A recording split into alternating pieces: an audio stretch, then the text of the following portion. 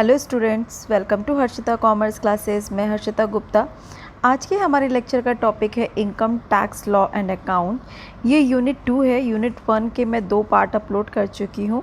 क्योंकि आपको सभी को पता है कि यूनिट 2 लेंथी यूनिट है और मतलब कि इसकी भी ऑलरेडी मेरी सारी पूरी सीरीज़ अपलोड है। आप चाहें तो इनकम टैक्स की प्लेलिस्ट में जा सकते हैं। बट चूँकि आपको पता है कि हर एक असेसमेंट ईयर में चेंजेस होते हैं, तो कुछ चेंजेस हैं, तो उसकी वजह से मैंने फिर से ये वीडियो बनाया, क्योंकि बहुत सारे बच्चों की रिक्वेस्ट थी, तो मैंने ये वीडियो बनाया है। तो ये यूनिट बहुत लेंथी है।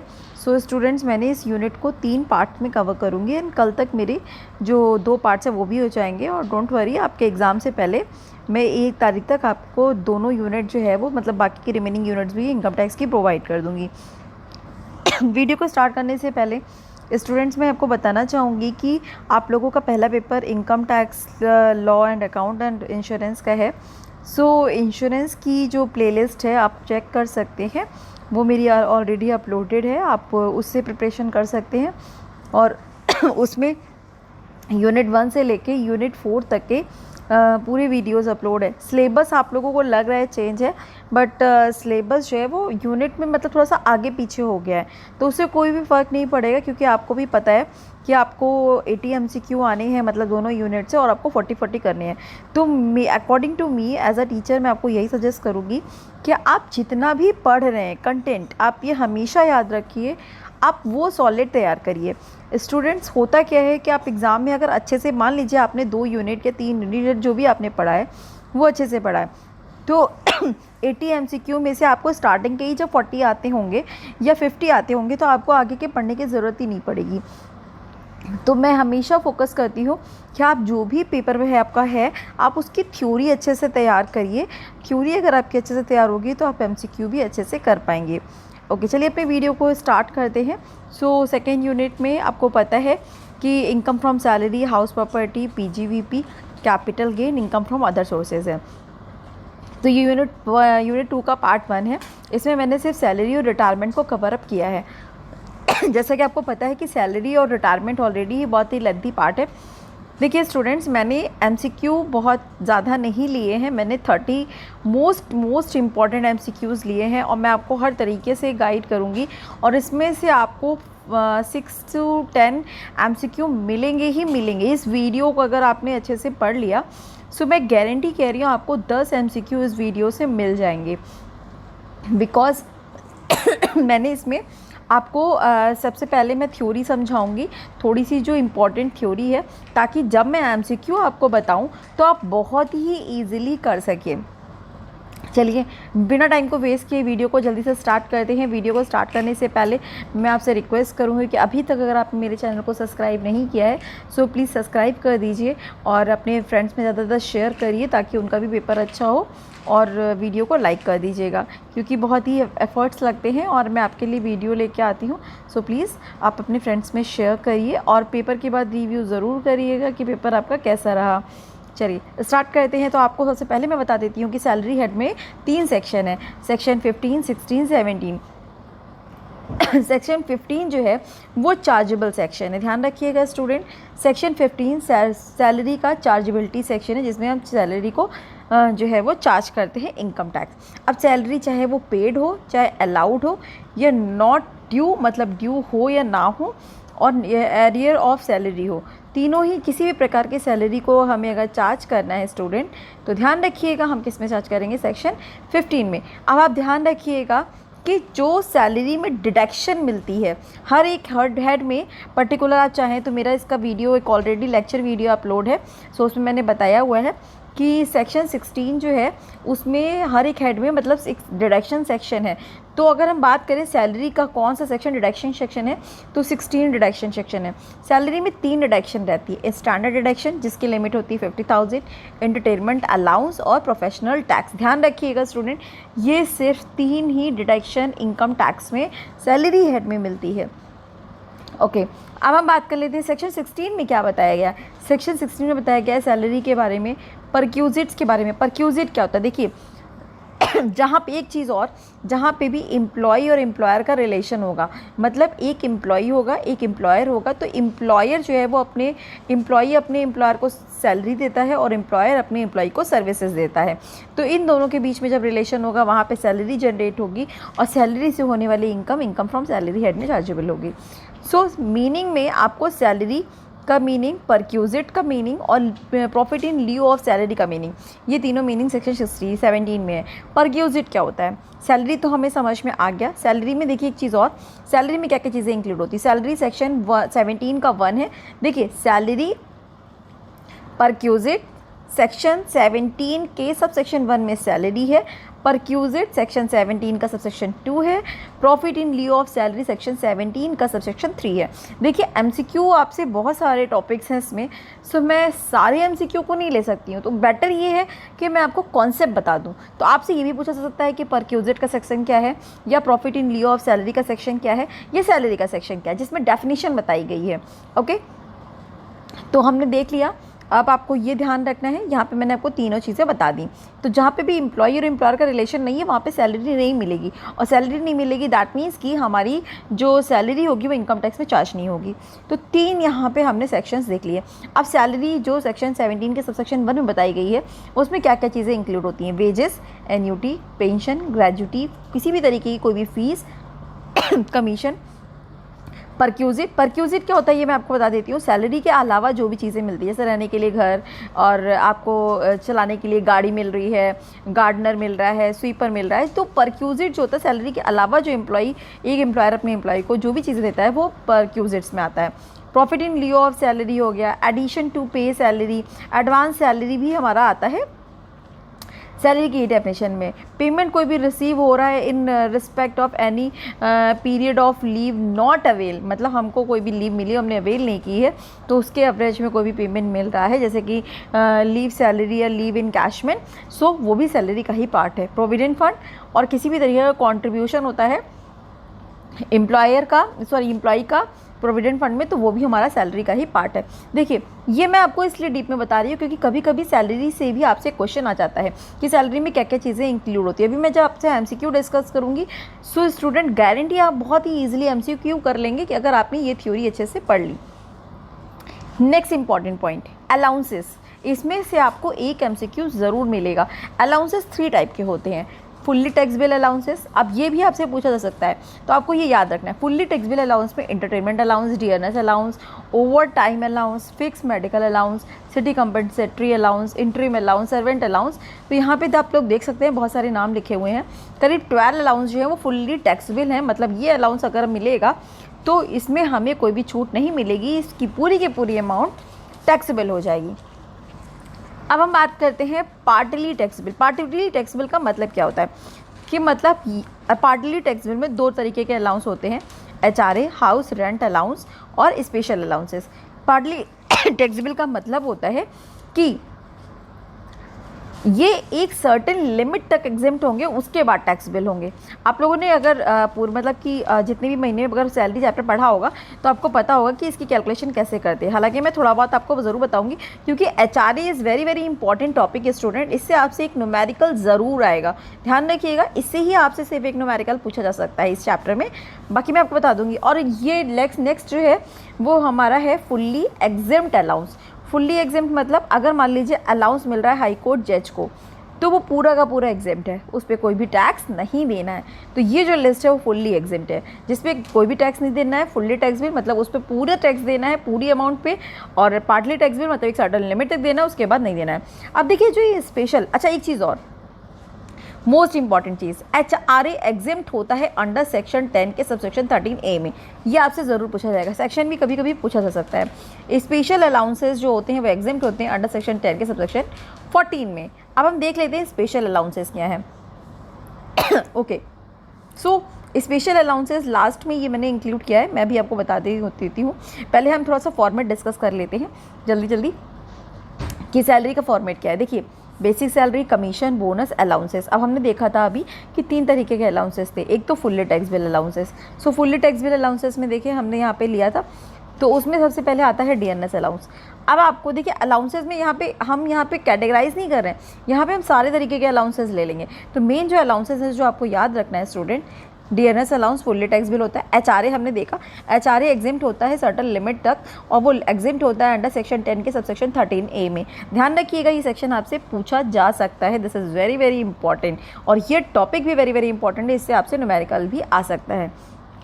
अब देखिए कैसे फाइंड करते हैं, least of the following exempt, मतलब इन तीनों में से जो भी कम होगा वो एग्जिम्ट होगा। चलिए देख लेते हैं रूल क्या है, बहुत ईजी है।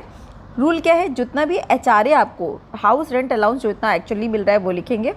रेंट जितना, हाउस रेंट अलाउंस क्या होता है ये तो आपको पता ही होगा कि हमें रहने के लिए जो घर मिलता है उसका जो अलाउंस हमें मतलब कि हमारा एम्प्लॉयर देता है सॉरी। तो जितना भी एचआरए मिल रहा है वो लिखेंगे। रेंट जितना हमने पे किया एक्चुअल में minus 10% of salary for the relevant period, ठीक है। एंड नेक्स्ट पॉइंट है 50% ऑफ सैलरी। 50% हम कब लेंगे, जब हम मुंबई में रह रहे हो, कोलकाता में रह रहे हो, दिल्ली में हो या चेन्नई में हो। ध्यान रखिएगा इससे भी आपसे एक एमसीक्यू आ सकता है। अगर ये 4 सिटीज़ में हम रह रहे हैं तो हम एचआरए का 50% लेते सैलरी का। अगर इन 4 सिटी के अलावा हम पटना, बिहार, लखनऊ कहीं भी रह रहे हैं तो वहाँ पे हम 40% लेते हैं।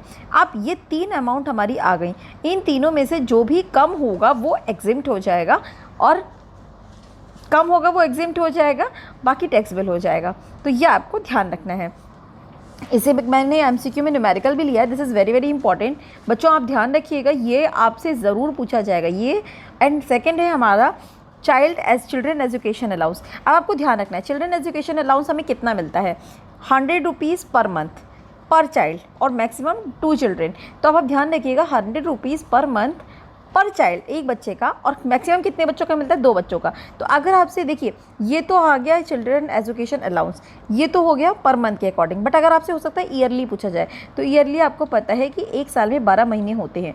तो 12 महीने के हिसाब से अगर हम बात करें पर चाइल्ड का 1200 रुपये हुआ, और 2 बच्चों का कितना मिलेगा हमको, 2400 रुपये। 2 से मल्टीप्लाई करेंगे तो 2400 रुपये हो जाएगा। तो ये भी आपसे पूछा जा सकता है। फिर हम बात कर लेते हैं चिल्ड्रेन हॉस्टल अलाउंस। सो हॉस्टल अलाउंस 300 रुपये होता है पर मंथ पर चाइल्ड, मतलब हर एक महीने में एक बच्चे का और मैक्सिमम 2 बच्चों का। तो 2 बच्चों का कितना हो गया, 600 रुपये पर मंथ हो गया। तो एक साल का कितना हो गया, 600 गुणे 12, ठीक है। तो 600 इंटू 12 आप करोगे तो कितना आ जाएगा, 3600 रुपीज़ एक साल का। ध्यान रखिएगा, this is very very important, ये भी आपसे एमसीक्यू में ज़रूर पूछा जाएगा। नेक्स्ट है ट्रांसपोर्टेशन अलाउंस। तो आपको ध्यान रखना है ट्रांसपोर्टेशन अलाउंस सिर्फ किसको मिलता है, ट्रांसपोर्टेशन अलाउंस मिलता है in the case of blind. अगर कोई ब्लाइंड है, कोई डम है, कोई हैंडीक्राफ्ट एम्प्लॉई है, उसी केस में उसको सिर्फ ट्रांसपोर्टेशन अलाउंस मिलेगा, और वो कितना मिलेगा, 3200 रुपये। अगर कोई एम्प्लॉई ऐसा है जो बिल्कुल ठीक है, कोई भी उसको फिज़िकल एक तरीके से डिसेबिलिटी नहीं है, तो उसको कोई भी ट्रांसपोर्टेशन अलाउंस नहीं मिलेगा, वो पूरा का पूरा जितना भी मिलेगा वो टैक्सेबल हो जाएगा। बट यहाँ पे क्या है, इतना एग्जिम्ट हो जाएगा, मतलब 3200 एग्जिम्ट हो जाएगा, बाकी टैक्सेबल होगा। अगर कोई हैंडीकैप है या फिर ब्लाइंड है या फिर कोई और प्रॉब्लम है उसको, ठीक है। सो ये आपको ध्यान रखना है, ये भी आपसे पूछा सकता है। एंटरटेनमेंट अलाउंस पूरा का पूरा टैक्सेबल होता है।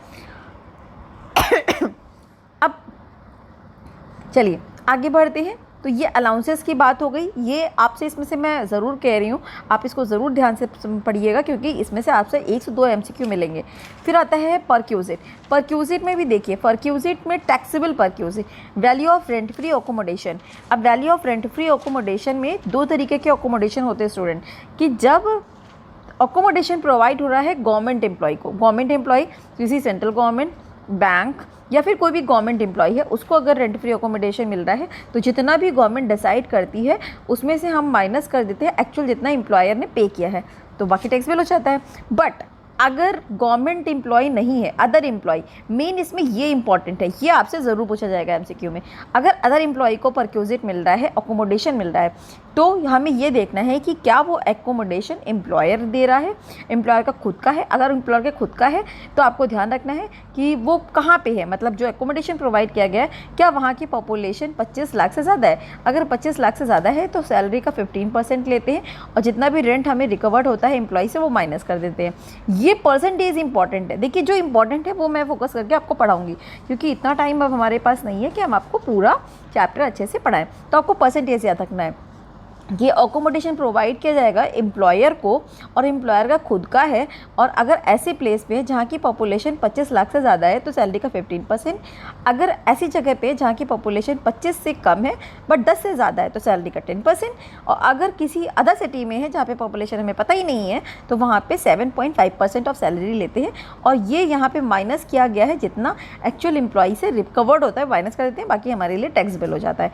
बट अगर एम्प्लॉयर का खुद का नहीं है, उसने खुद लीज़ पर लेकर अपने एम्प्लॉय को दिया है, तो lower of the lease rental payable और 15% ऑफ सैलरी, जितना रेंट पे कर रहा है एम्प्लॉयर या फिर सैलरी का 15%, दोनों में से जो कम होगा वो हमारे लिए लिया जाएगा और एम्प्लॉय से जितना रिकवर्ड होता है वो माइनस कर देते हैं। ये इतना इंपॉर्टेंट नहीं है जितना कि आपका इस पूरे टॉपिक में ये चीज़ इंपॉर्टेंट है, परसेंटेज पॉपुलेशन की और कितना सैलरी का लिया जा रहा है, ये आपसे एमसीक्यू में पूछा जाता है। ओके, नेक्स्ट है valuation of use of motor car. अगर आप लोगों ने पढ़ा होगा कि अगर किसी एम्प्लॉय को कार मिली है एम्प्लॉयर के थ्रू तो उसका है वो मैं अभी आगे आपको टेबल में दिखा के बताऊंगी। इसके अलावा परक्यूजिट में अगर स्वीपर मिला है, गार्डनर मिला है, वॉचमैन मिला है, पर्सनल अटेंडेंट मिला है, तो एक्चुअल कॉस्ट जितना भी एम्प्लॉयर सैलरी में दे रहा है और एम्प्लॉय ने जितना पे किया है माइनस कर देते हैं। Same as gas, electricity, water, तो ये सारे दिए हुए हैं, हालांकि ये इतना इंपॉर्टेंट नहीं है।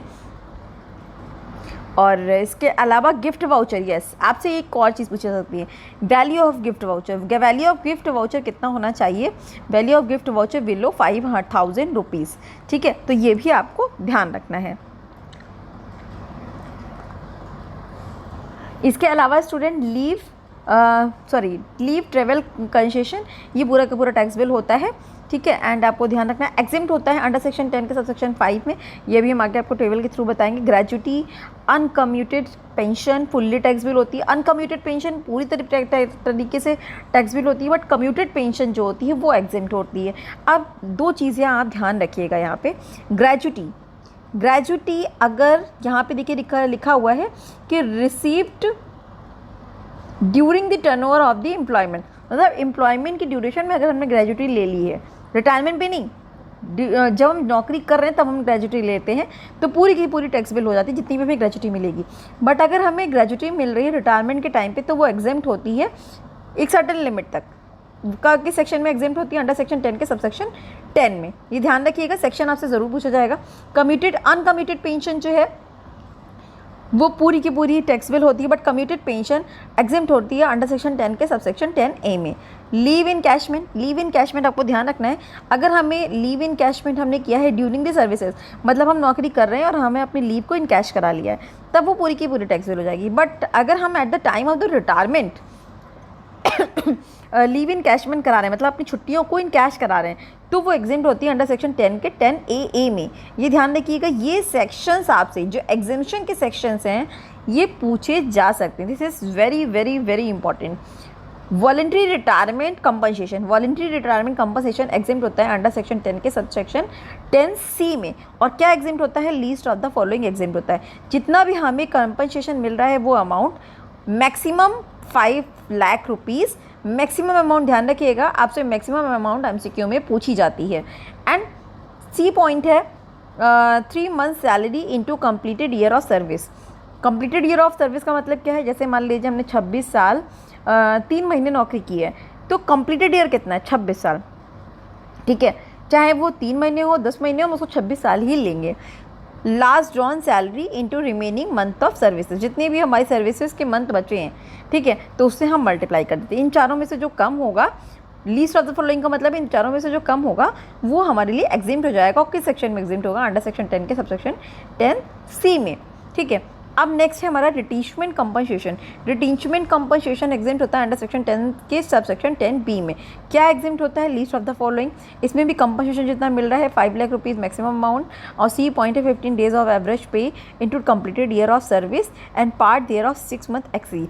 आप देखिए यहाँ पे एक चीज़ चेंज है, यहाँ पे सिर्फ कंप्लीटेड ईयर ऑफ सर्विस लिखा था, बट यहाँ पे लिखा है completed year of service and part of thereof is excess of 6 month. जैसे कि मान लीजिए 26 ईयर्स और हमने 6 महीने की सर्विसेज की हैं, तो 6 महीने, ठीक है, तो ये हो जाएगा 27 साल।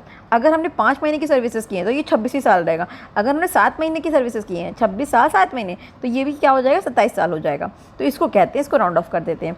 अच्छा, आपको ध्यान क्या रखना है, मेन चीज़ें जो आपको ध्यान रखनी वो मैं आपको बता देती हूँ। आपको सभी के ग्रेजुएटी का एग्जेम्प्टिंग सेक्शन और कम्यूटेड पेंशन का एग्जेम्प्ट सेक्शन, आपको लीव इन कैशमेंट का एग्जाम सेक्शन और वॉलंटरी रिटायरमेंट का एग्जाम सेक्शन और मैक्सिमम लिमिट। देखिए, वॉलंटरी रिटायरमेंट कंपनसेशन और रिटीचमेंट कंपनसेशन की मैक्सिमम लिमिट सेम है। ये आपसे पूछी जाती है एग्ज़ाम में, या फिर आपसे ये पूछा जाएगा। ओके, जब ये सारी चीज़ें हम कर लेते हैं स्टूडेंट, तो यहाँ पे एक टोटल आता है। देखिए, ये टोटल आता है, इन सबको जोड़ देते हैं तो हमारे पास आ जाती है ग्रॉस सैलरी। अब इस ग्रॉस सैलरी में मैंने आपको बताया था कि डिडक्शन, 3 डिडक्शन मिलती है। सेक्शन 16 की हमें डिडक्शन मिलती है। सेक्शन 16 की डिडक्शन कौन सी होती है, 3 डिडक्शन होती है। पहली होती है स्टैंडर्ड डिडक्शन, जिसकी लिमिट है 50,000 रुपीज़, और स्टैंडर्ड डिडक्शन मिलती है 1IE में, ठीक है, 50,000 रुपीज़। इंटरटेनमेंट अलाउंस देखिए, हमने आपको स्टार्टिंग में बताया था कि ये टैक्स बिल होता है। यहाँ पे देखिए एफ पॉइंट में लिखा है। अब आप कहेंगे कि मैम अगर ये टैक्स बिल है तो इसकी डिडक्शन हमें कैसे मिल सकती है। तो इंटरटेनमेंट अलाउंस की डिडक्शन सिर्फ और सिर्फ गवर्नमेंट एम्प्लॉय को ही मिलेगी। ध्यान रखिएगा, this is very very important question. ये आपसे MCQ में ज़रूर पूछा जाएगा। स्टैंडर्ड डिडक्शन 50,000, ये लिमिट आपको याद रखनी है, सेक्शन याद रखना है। 16 का IA और इंटरटेनमेंट अलाउंस 16 का मतलब कि सेक्शन का 1A और ये 2 है। और इंटरटेनमेंट अलाउंस जो है कि जो डिडक्शन है वो सिर्फ गवर्नमेंट एम्प्लॉय को मिलेगी और किसी भी एम्प्लॉय को नहीं मिलेगी। और कैसे इसको फाइन करेंगे, least of the following exam, 5,000 रुपये इसकी मैक्सिमम लिमिट है, ये आपको ध्यान रखना है। मैक्सिमम लिमिट भी इसमें पूछी जाती है। और 1/5 ऑफ बेसिक सैलरी और एक्चुअल में जितना हमें इंटरटेनमेंट अलाउंस मिल रहा है, इन तीनों में से जो कम होगा वो एग्जेम्प्ट हो जाएगा और बाकी हमारे लिए टैक्स बिल हो जाएगा। टैक्स बिल हम निकालते हैं जितना हमें एक्चुअल से मिलता है उसमें से माइनस करके। तो आपसे इससे एक MCQ आ सकता है, मतलब न्यूमेरिकल भी आपसे इंटरटेनमेंट अलाउंस का पूछा जा सकता है। तो ये इट्स वेरी सिंपल, कुछ नहीं करना है आपको 3 चीज़ें याद रखनी। 5,000 रुपये लिमिट होगी, जो भी बेसिक सैलरी दी होगी उसका 1/5 आप निकाल लोगे, और एक्चुअल में जितना हमें इंटरटेनमेंट अलाउंस मिल रहा है, अब इन तीनों में से जो कम होगा वो एग्जाम्प्ट हो जाएगा। और ज़्यादातर आपसे एग्जाम्प्ट ही पूछा जाता है। तीसरी डिडक्शन मिलती है सेक्शन 16 सबसेक्शन क्लॉज 3 में हमको मिलती है प्रोफेशनल टैक्स की डिडक्शन, सिर्फ और सिर्फ प्रोफेशनल टैक्स की डिडक्शन। ये तीनों डिडक्शन माइनस कर देते हैं जब तो हमें मिल जाती है income, taxable income under the salary head. Okay student, अब हमने आपको लास्ट में यहाँ पे बताया था मोटर कार। यहाँ पे देखिए D पॉइंट में लिखा है value of the motor car. इसके लिए हम ये टेबल देखेंगे। दिस इज़ ऑल्सो भी वेरी वेरी इंपॉर्टेंट, इससे भी आपसे MCQ आ सकता है। देखिए, अब वैल्यू ऑफ मोटर कार कैसे निकालेंगे परक्यूजिट की।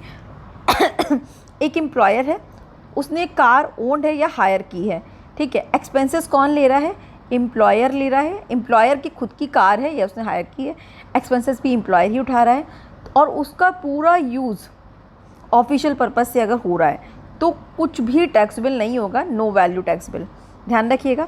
बट अगर ऑफिशियल पर्पस के साथ में पार्टली पर्सनल यूज़ के लिए भी कर रहे हैं, मतलब एक एम्प्लॉयर ने अपने एम्प्लॉय को जो कार दी है, उसका जो एम्प्लॉय है वो पर्सनल यूज़ अगर मतलब कि ऑफिस के लिए ऑफिशियल यूज़ कर रहा है तो उसकी कोई भी वैल्यू टैक्स बिल नहीं होगी परक्यूजिट की। बट अगर वो पर्सनल के लिए कर रहा है तो आपको ध्यान रखना है कि अगर स्मॉल कार, इसको कहते हैं अप टू 1.6 लीटर, मतलब स्मॉल कार, ये होती है लार्ज कार। तो स्मॉल कार में हमको मिलेगा 1800 रुपीज़ पर मंथ, और लार्ज कार में हमको मिलेगा 2400 रुपीज़ पर मंथ।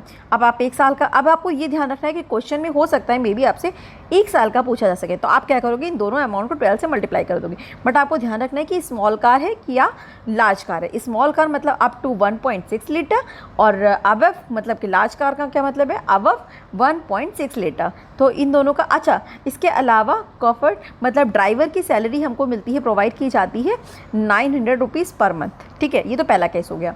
दूसरा, अगर एम्प्लॉई कार जो है वो एम्प्लॉय की है या उसने हायर की है और एक्सपेंसेस एम्प्लॉयर दे रहा है, अगर ऑफिशियल यूज़ के लिए हो रहा है तो कोई भी वैल्यू जो है वो टैक्सेबल नहीं होगी। बट अगर हमें जो भी मतलब अगर हम उसको पर्सनल यूज़ के लिए कह रहे हैं तो आप ध्यान रखिएगा कि एम्प्लॉय की खुद की कार है बट एम्प्लॉयर खर्चे उठा रहा है, तो यहाँ पे अगर स्मॉल कार है स्मॉल कार का तो मतलब समझ ही गए आप, तो हमें 600 रुपीज़ पर मंथ मिलेगा, और अगर लार्ज कार है तो 900 रुपीज़ पर मंथ मिलेगा। तो आपसे ये लिमिट में पूछा सकता है, और बाकी इसमें ड्राइवर सैलरी जो है वो हमको 900 रुपीज़ पर मंथ मिलती है दोनों केसेस में। तो ये आपसे एग्ज़ाम में पूछा जा सकता है।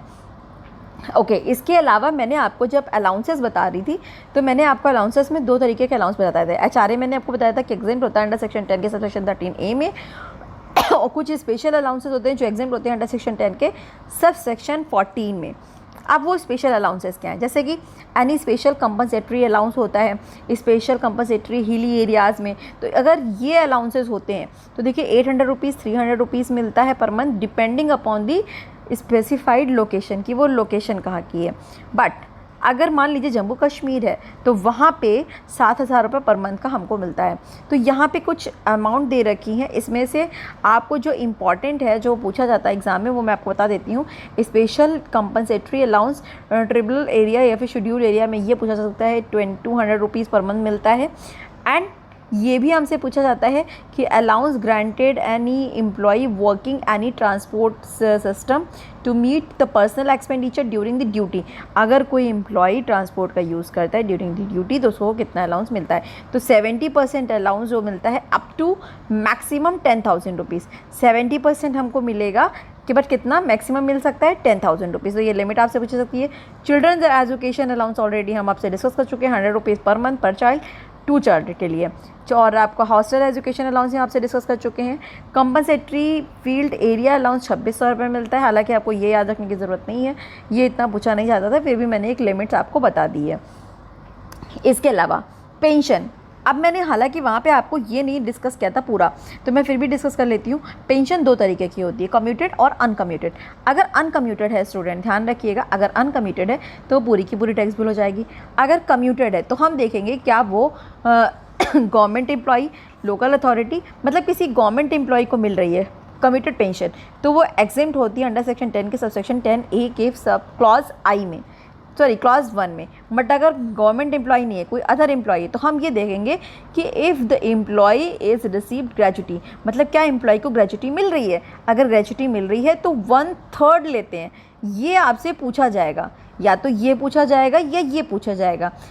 अगर ग्रेजुटी मिल रही है तो 1/3 लेते हैं इनटू कम्यूटेड पेंशन रिसीव जितनी भी होती है उसको मल्टीप्लाई करेंगे। इतना आपको याद रखने की ज़रूरत नहीं है, बट आपको ये याद रखना है कि अगर हमें ग्रेजुटी, आप चाहें तो फॉर्मूला याद कर लीजिए अच्छी बात है, बट आपको ये चीज़ याद रखनी है कि अगर ग्रेजुटी मिल रही है तो 1/3 लेते हैं। अगर एम्प्लॉई को अदर एम्प्लॉई है नॉट गवर्नमेंट एम्प्लॉय, अगर ग्रेजुटी नहीं मिल रही है तो उसका 1 मतलब जितनी भी पेंशन होगी उसका 1/2 लेंगे, हाफ लेंगे। क्लियर स्टूडेंट्स, चलिए आगे डिस्कस कर लेते हैं। ग्रेजुटी भी 2 टाइम पे मिलती है ड्यूरिंग द सर्विसेज। देखिए ध्यान रखिएगा, अगर हम सर्विसेज जब कर रहे हैं तब ग्रेजुटी ले रहे हैं तो पूरी की पूरी टैक्स बिल हो जाएगी जितनी भी अमाउंट मिलेगी। बट अगर हम ग्रेजुटी हमको मिल रही है eight the time of the retirement या किसी एम्प्लॉय की डेथ पे, तो हम देखेंगे कि वो एम्प्लॉय कैसा है। अगर वो गवर्नमेंट एम्प्लॉय है, गवर्नमेंट का तो मतलब समझ ही गए सरकारी नौकरी है, तो हमारी ग्रेजुटी पूरी की पूरी एग्जेम्प्ट हो जाएगी जितनी भी ग्रेजुटी मिलेगी। कितनी में? अंडर सेक्शन 10 के सब सेक्शन 10 के क्लॉज 1 में। बट अगर अदर एम्प्लॉई है तो हम देखेंगे कि क्या वो कवर्ड है payment of the gratuity act 1972 में, या वो कवर्ड नहीं है। अगर वो मतलब जो अदर एम्प्लॉई है वो जहाँ नौकरी कर रहा है वो कवर्ड है पेमेंट ऑफ ग्रेजुटी एक्ट 1972 में, अगर कवर्ड है तो मैक्सिमम लिमिट स्टूडेंट आप याद रखिएगा 20 लाख है। पहले ये जो असेसमेंट ईयर आप लोगों ने मेरे पहले वीडियो अगर देखे होंगे इसके, तो पहले ये जो लिमिट थी यहाँ पे 10 लाख थी, यहाँ पे 20 लाख है। बट अब दोनों की मैक्सिमम लिमिट सेम हो गई है। ये मैक्सिमम लिमिट आपसे पूछी जा सकती है 20 लाख, ठीक है। बाकी फॉर्मूले में चेंज है। अगर ग्रेजुटी एक्ट कवर्ड है तो यहाँ पे 15 डेज़ ऑफ एवरेज सैलरी लेते हैं और यहाँ पे 15 डिवाइडेड बाय 26 करते हैं। और यहाँ पे कंप्लीटेड ईयर ऑफ सर्विस, अगर मान लीजिए 26 साल 3 महीने की सर्विस की है तो 26 साल, अगर 26 साल 7 महीने की सर्विस की है तो 27 साल ले लेते हैं। बट इस फॉर्मूले में चेंज है, मतलब 20 लाख एक्चुअल ग्रेजुटी रिसीट, और ये जो फॉर्मूले से हम निकालेंगे। और यहाँ पे क्या लेते हैं, यहाँ पे 15/26 लेते हैं। बट अगर हम लोग ग्रेजुटी एक्ट में कवर्ड नहीं है तो हम लोग 15/30 लेंगे। देखिए यहाँ पे लिखा है ना हाफ मंथ ऑफ सैलरी, तो 15/30 करिए, हाफ ही मंथ तो आएगा। तो ये आपको ध्यान रखना है, ये भी आपसे एमसीक्यू में पूछा जा सकता है। सो ये भी मैंने आपको इंपॉर्टेंट चीज़ बता दी। अब आते हैं लीव इन कैशमेंट। सो लीव इन कैशमेंट वही चीज़ है, ड्यूरिंग द सर्विसेज ले रहे हैं। अगर कोई भी हो, जितने भी रिटायरमेंट के टॉपिक्स हैं, अगर हम ड्यूरिंग द सर्विसेज ले रहे हैं तो पूरी की पूरी टैक्स बिल है। अगर हम at the time of the retirement ले रहे हैं तो देखेंगे गवर्नमेंट एम्प्लॉय, तो जितने भी हमने देखा सभी में गवर्नमेंट एम्प्लॉय के केस में एग्जेम्प्ट है। बट आपको एग्जेम्पशन का सेक्शन याद रखना है, एग्जेम्प्ट है अंडर सेक्शन 10 के सब सेक्शन 10A में।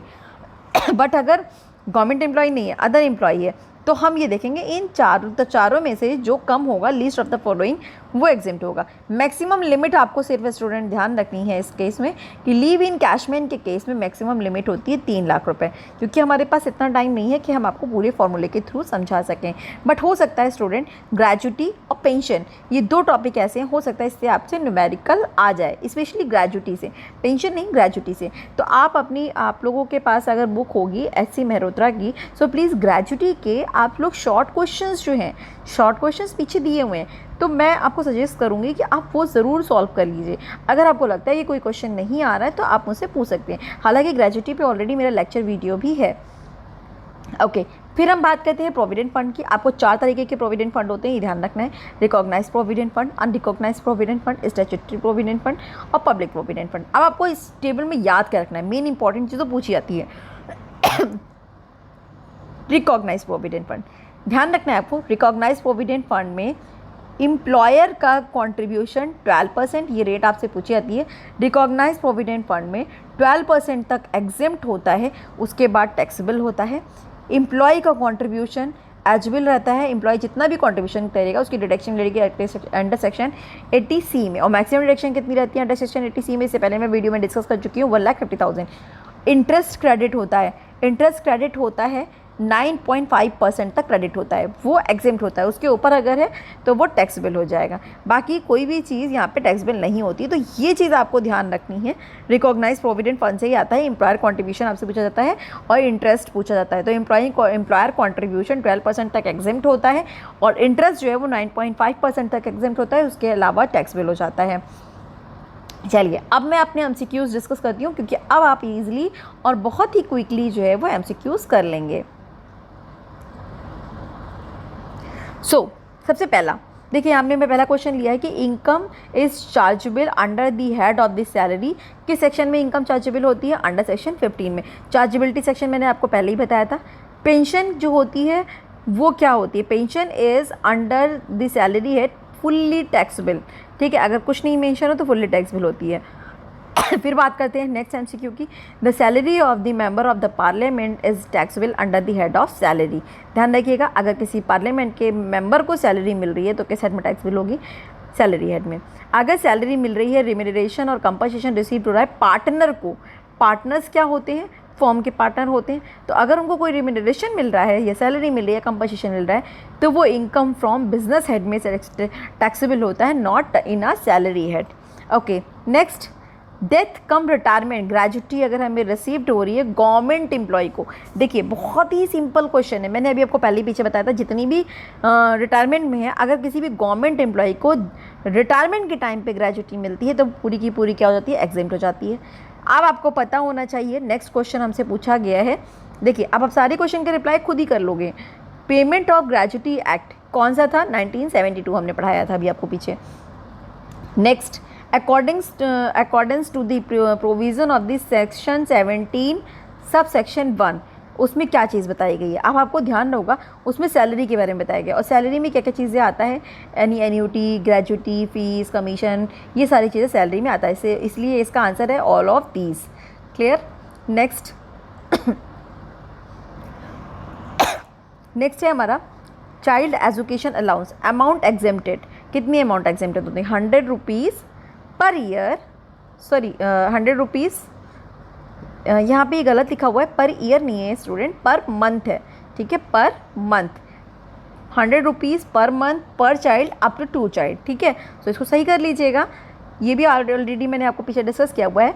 नेक्स्ट है एंटरटेनमेंट अलाउंस, ये भी मैंने आपको बहुत ही क्लियरली बताया था। एंटरटेनमेंट अलाउंस इज अप्लीकेबल, किसको एंटरटेनमेंट अलाउंस की डिडक्शन मिलती है? ओनली गवर्नमेंट एम्प्लॉय, ठीक है, ध्यान रखिएगा। असेसमेंट पीरियड जो होता है for the income tax on salary कितने मंथ का होता है? ओनली 12 मंथ, जितनी भी 12 मंथ की सैलरी होती है सिर्फ वही लेते हैं। ग्रॉस टोटल इनकम कब अराइव्ड होती है? आफ्टर। देखिए ग्रॉस टोटल इनकम कैसे आती है? अगर हमारे पास 5 हेड की इनकम जो है उसको हम ऐड कर देते हैं after applying clubbing provision and making the adjustment of set off and carry forward losses and after allowing the deduction under section 80C to 80U। जब ये हम कर देते हैं तो हमारे पास जितनी भी मिलती है डिडक्शंस वो हमारी जो होती है उसके बाद जो अमाउंट आती है उसको हम लोग कहते हैं ग्रॉस टोटल इनकम। ठीक है, चलिए नेक्स्ट देखते हैं deduction. Deduction under section 80C to 80U can not be exceed. देखिए डिडक्शन कभी भी ग्रॉस टोटल इनकम से ज़्यादा नहीं होनी चाहिए। तो आपको पता होगा कि जब GTI में से ग्रॉस टोटल इनकम में से ही तो हम डिडक्शन माइनस करते हैं, तो डिडक्शन जो है वो हमेशा कम होनी चाहिए। नेक्स्ट क्वेश्चन है, अब यहाँ पे देखिए मैंने एक HRA का क्वेश्चन लिया हुआ है। सो यहाँ पे पूछा गया है कि अगर सैलरी जो है 50,000 रुपीज़ पर मंथ है, DNS अलाउंस जो है वो 10,000 रुपीज़ है, 40% part of the salary retirement benefit, मतलब रिटायरमेंट बेनिफिट का पार्ट है DNS पे का। ठीक है, सो HRA जो मिल रहा है 20,000 रुपीज़ पर मंथ मिल रहा है। He actually live with his partner in Mumbai and he does not pay any rent, मतलब वो अपने पार्टनर के साथ रह रहा है, वो कोई भी रेंट नहीं दे रहा है। मार्केट रेंट जो है of the house 20,000 rupees per month है। ओके स्टूडेंट, मैंने ये क्वेश्चन सॉल्व किया था तो बट मैंने ये ध्यान नहीं दिया, यहाँ पे 40% पार्ट ऑफ द सैलरी लिखा हुआ है। सो चलिए कोई बात नहीं, हम इसको फिर से कर लेते हैं। सो अब 50,000 के अकॉर्डिंग अगर हम लोग बात करें तो स्टूडेंट देखिए 50,000 के अकॉर्डिंग सैलरी हमारी हो गई 6 लाख रुपीज़। अब यहाँ पे कहा गया DNS पे 10,000 रुपीज़ है, बट सैलरी रिटायरमेंट बेनिफिट का पार्ट जो है वो 40% पर मंथ है। 40% कितना हो गया इसमें से? 4,000 रुपये। तो 4,000 के हिसाब से अगर हम लोग ऐड करें, देखिए मैंने अभी आपको पहले ही बताया कि जब मैं ये क्वेश्चन सॉल्व कर रही थी मैंने ये पॉइंट ध्यान नहीं दिया। तो 4,000 के हिसाब से ये कितना हो गया? 48,000 रुपीज़ आप इसमें और ऐड कर दीजिए, 6 लाख में और ऐड कर दीजिए, तो ये हो जाएगा हमारे पास 6,48,000 रुपीज़। अब ये यहाँ पे ये अमाउंट चेंज कर लेते हैं। अब आते हैं अपने क्वेश्चन पे। सो पहला क्या होता है, एक्चुअल जितना भी हमें HRA रिसीव हो रहा होता है तो 20,000 रुपीज़ पर मंथ HRA मिल रहा है, तो मतलब 12 महीने का कितना हो गया? 20,000 × 12 is equal to 1,20,000 rupees. Next होता है rent paid minus 10% of salary. तो अब यहाँ पे देखिए इन्होंने लिखा है कि he actually live with his partner in Mumbai and he does not pay any rent. जब उन्होंने कोई रेंट ही नहीं पे किया तो रेंट क्या हो जाएगा? नील। 60%, अब यहाँ पे क्या लेते हैं? Rent paid minus 10% of salary. तो 10% इसका कितना होगा? इसका 10% निकाल लीजिए, तो इसका 10% हो जाएगा 64,000 रुपीज़। और 64, एक मिनट ओके मैं आपको यहाँ पे लिख देती हूँ, 64,800 रुपीज़ ये आ गया। तो जब माइनस में से आप कुछ माइनस करोगे, कोई भी अमाउंट माइनस करोगे तो वो नील हो जाएगी। एंड नेक्स्ट है हमारा 50% ऑफ सैलरी लेंगे बिकॉज ये मुंबई में रहते हैं। तो जब 50% आप इसका 50% निकालेंगे तो ये 3 लाख की जगह पे कितना आ जाएगा? 3,2,4 ये। अब आप बताइए 1,20,000 नील और 3,24,000, इन तीनों में से क्या कम है?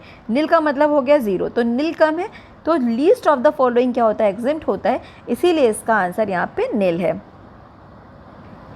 आई होप कि आपको ये क्वेश्चन समझ में आ गया होगा।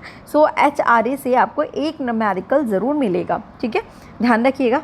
अब नेक्स्ट आते हैं leave encashment, sorry leave कैशमेंट